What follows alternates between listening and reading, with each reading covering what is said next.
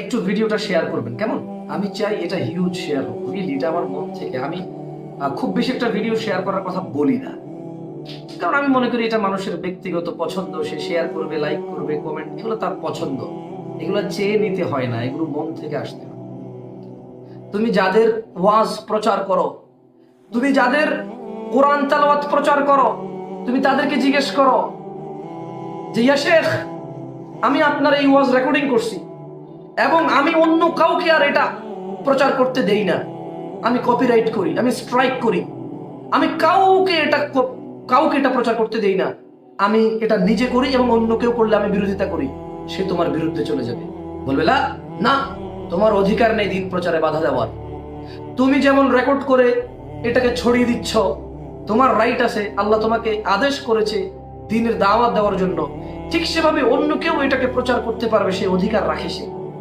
তুমি যদি কাউকে বলো ইয়া শেখ, আমি আপনার ভিডিও করব, আমি ছাড়া কেউ আর প্রচার করতে পারবে না, আপনি কি রাজি আছেন? সে বলবে যে না, আমি রাজি নেই তোমার সাথে, তোমার কথা আমি রাজি নেই।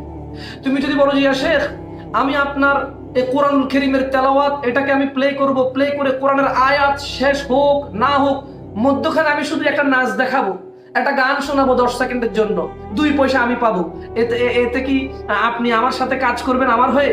শেখ বলবে না না না না না, 2 পয়সা দূরের কথা, তুই যদি 2 মিলিয়ন বিলিয়ন ট্রিলিয়ন টাকাও পাস, আমি তোর সাথে নেই। তুমি দেখো, তুমি একটু দেখো, কোনো আলেমকে জিজ্ঞেস করে দেখো তুমি এটা।